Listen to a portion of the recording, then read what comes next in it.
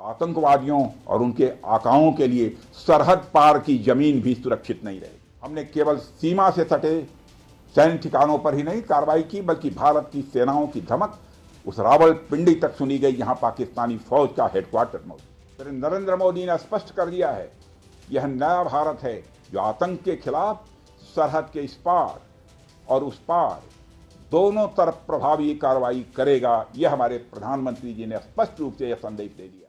जिन भारत विरोधी और आतंकी संगठनों ने भारत माता के मस्तक पर हमला करके कई परिवारों के सिंदूर मिटाए थे, उन्हें भारतीय सेना ने ऑपरेशन सिंदूर के माध्यम से इंसाफ दिलाने का काम किया है। और इसके लिए आज सारा देश भारतीय सेनाओं का अभिनंदन कर रहा है। ऑपरेशन सिंदूर सिर्फ एक सैन्य कार्रवाई भर नहीं है, बल्कि भारत की राजनैतिक, सामाजिक और सामरिक इच्छा शक्ति का प्रतीक है। यह ऑपरेशन आतंकवाद के खिलाफ भारत की दृढ़ इच्छा शक्ति का और सैन्य शक्ति की क्षमता और संकल्प शक्ति का भी प्रदर्शन है। हमने दिखाया है, भारत आतंकवाद के खिलाफ जब भी कोई कार्रवाई करेगा तो आतंकवादियों और उनके आकाओं के लिए सरहद पार की जमीन भी सुरक्षित नहीं रहेगी। भारतीय सेनाओं ने ऑपरेशन सिंदूर को पाकिस्तान में मौजूद आतंकी ढांचा ढहाने के उद्देश्य से लॉन्च किया था। हमने उनके आम नागरिकों को कभी निशाना नहीं बनाया था, मगर पाकिस्तान ने न केवल भारत के नागरिक इलाकों को निशाना बनाया, बल्कि मंदिर, गुरुद्वारा, गिरजाघर पर भी हमले करने का प्रयास किया। भारतीय सेना ने शौर्य और पराक्रम के साथ साथ संयम का भी परिचय देते हुए पाकिस्तान के अन्य ठिकानों पर भी प्रहार करके करारा जवाब दिया है। हमने केवल सीमा से सटे सैन्य ठिकानों पर ही नहीं कार्रवाई की, बल्कि भारत की सेनाओं की धमक उस रावलपिंडी तक सुनी गई जहां पाकिस्तानी फौज का हेडक्वार्टर मौजूद। मुझे अच्छी तरह याद है, जब मैंने इसका शिलान्यास किया था, उस समय माननीय मुख्यमंत्री श्री योगी आदित्यनाथ जी भी थे। उस दौरान मैंने यह इच्छा जाहिर की थी कि जितनी जल्दी हो सके इस प्रोजेक्ट को पूरा कर लिया जाए। और मुझे यह देखकर बेहद खुशी हुई कि आप लोगों ने मेरी भावनाओं का सम्मान रखा और महज 40 महीने में इस प्रोजेक्ट को पूरा करके दिखाया। आज हमारे आसपास जैसी परिस्थितियां हैं, उसे देखते हुए यह बेहद जरूरी हो जाता है कि हम अपने लक्ष्यों को ऐसे ही समयबद्ध तरीके से पूरा करते रहें। इस मौके पर मैं उत्तर प्रदेश के माननीय मुख्यमंत्री श्री योगी आदित्यनाथ जी का विशेष आभार प्रकट करता हूं।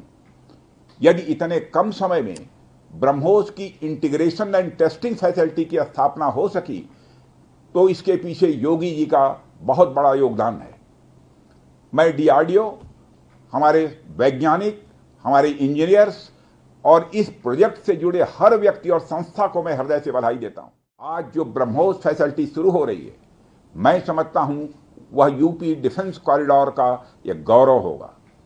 यह सिर्फ उत्तर प्रदेश का ही नहीं, बल्कि देश का सबसे बड़ा BrahMos integration and testing facility centre है।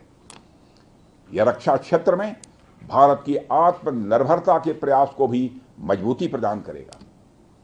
साथियों, जहां तक ब्रह्मोस का प्रश्न है, तो आप सभी यह जानते हैं कि ब्रह्मोस दुनिया के सबसे तेज सुपरसोनिक क्रूज मिसाइल्स में से एक है। ब्रह्मोस सिर्फ एक हथियार नहीं है, बल्कि यह अपने आप में एक मैसेज है।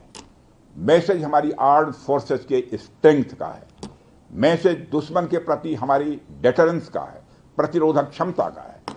मैसेज हमारी बॉर्डर्स की सेफ गार्डिंग के हमारी प्रतिबद्धता का है।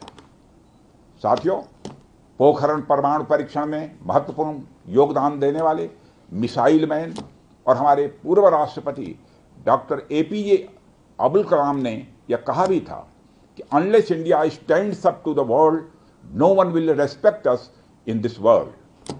Fear has no place, only strength respects strength.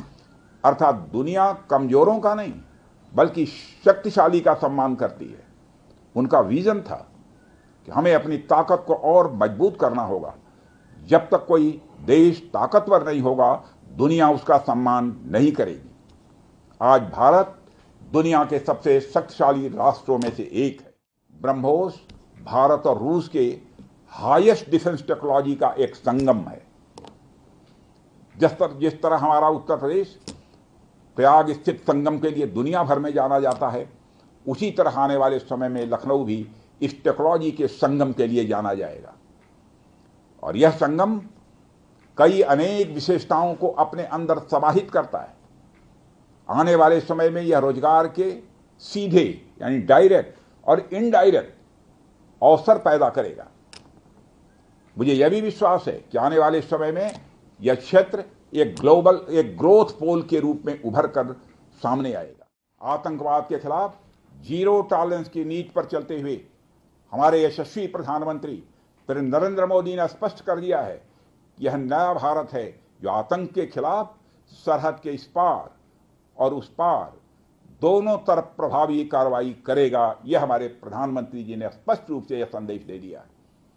मैं एक बार फिर से BrahMos integration and testing facility centre और इस प्रोजेक्ट में शामिल सभी स्टेक होल्डर्स को हार्दिक बधाई देता हूं। मैं साथ ही पीटीसी इंडस्ट्रीज लिमिटेड को भी उनके एम्बिशियस प्रोजेक्ट पर हृदय से बधाई देता हूं।